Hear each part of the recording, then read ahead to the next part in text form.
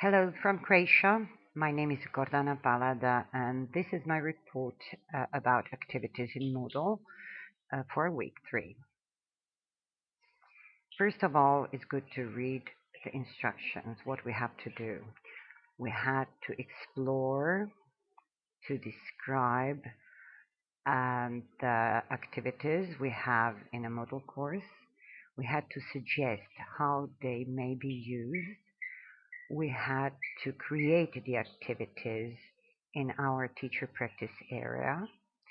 And after that, we had to take a screenshot or create a video tutorial and to share the link on our topic area on the TPA and the screenshot. In our Moodle, we have 17 activities, and I classified them the way I need them, and I'm going to use them. So this is my playground, my topic 11, and here you can see that I have used all of them except two. That is chat and with IQ Live Class because we were not able to do it. Here are 5 activities I'm probably not going to use soon, but I'll try to explain them. The database activity enables participants to create, maintain, and search a collection of entries. So entries can be almost unlimited, including images, file, numbers, and text. And you can have collaborative collection of web links, books, book reviews, or you can use it for displaying some student-created posters or work, whatever. Feedback can be very useful because you can collect actually feedback and that way you can find out whether people like your course or you have some evaluation which could help improve the content of your course for later participants, or maybe some other kind of feedback because it can be anonymous too, so may be used for different purposes. The survey activity can be useful in assessing and stimulating learning in online environment. A teacher can use this to gather information from the students, which will help them learn about the class or reflect on their own teaching. And there are several types of them here. You can just choose and use the one you need. The workshop activity module enables the collection, review, and peer assessment of students' work. Teachers can create quizzes in Moodle, and they can keep them in the question bank, combine them, and use them as a course exam or any kind of test they plan to have. And it is very useful because the quizzes are very detailed with very good feedback. The forum activity enables participants to have discussions that take place over an extended period of time. There are several forum types, and participants can subscribe to a forum to receive notifications, and teacher also can set subscription mode here. And I think that very interesting thing is activity completion because it solves the mystery of our checkboxes in our course. This is glossary activity. I like it very much. It enables you to create a list of definition or to collect and organize resources or any kind of information. So you can use it in many ways. I use it as a dictionary. there is something we should be aware of, that there is a difference between main or secondary glossary. My glossary can only be secondary glossary, because main glossary is a glossary for the whole course. So you can read here some instructions, but I wanted actually to connect this glossary to the page I created. And in order to do that, I had to choose automatically link glossary entries. Also, you can choose different kind of styles of dictionary, and it's nice to try out. Anyway, I didn't succeed to link my glossary with the page I created, and this is because there are many people in the course and probably it is not possible, but I did it in the other place, and you can see how it looks like.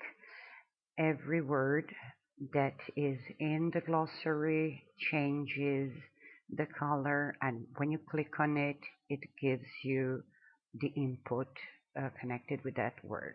A word. I use it as collaborative work of my children, because they uh, they actually do that. They put the words and translate them, each of them several words, so we have a little bank and little dictionary this way. With choice activity, you can ask a single question and you can offer several possible responses. You can use it differently.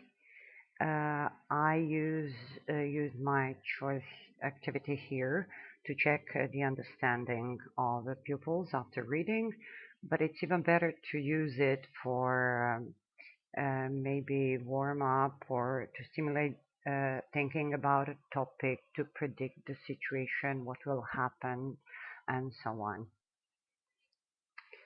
With a hot pot activity, you can add hot potato files to a Moodle course, and you can track your students' results while doing it. It has an optional entry page, a single e-learning exercise, and an optional exit page. You can see what you can add to each of these pages, optional pages, and this is the example of my entry page. I find some other hotspot settings quite important. I like to use unlimited attempts and high score. This activity allows you to create and save simple mind maps from within Moodle. I created this one and I use it for speaking activities. Another very useful activity is Wiki. It enables participants to add and edit a collection of web pages. It can be collaborative and it can be individual.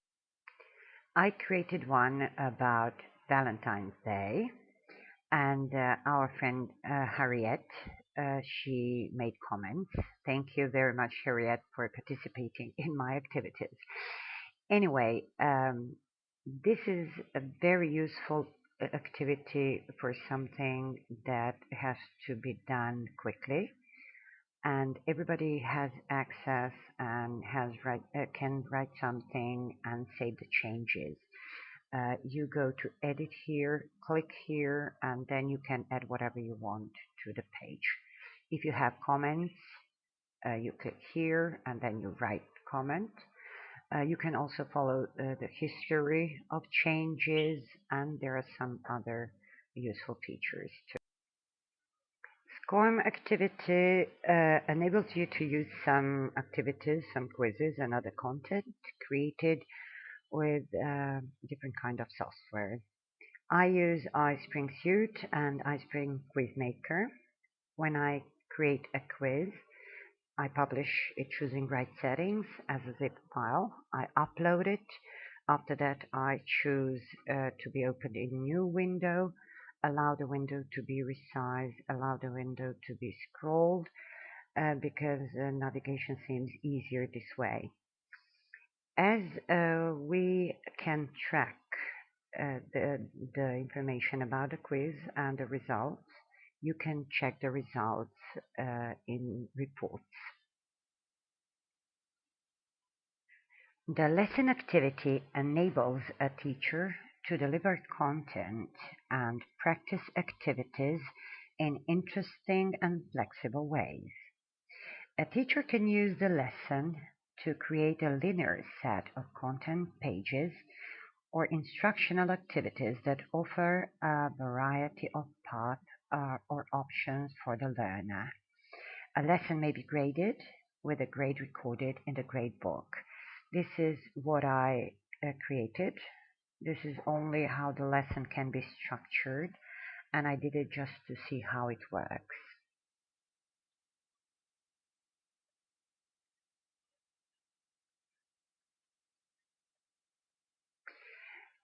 The external tool activity module enables students to interact with learning resources and activities on other websites. So actually here you can connect to another website, but you must be careful. I tried that. I tried to use a British Council page for vocabulary gain, but obviously I missed something.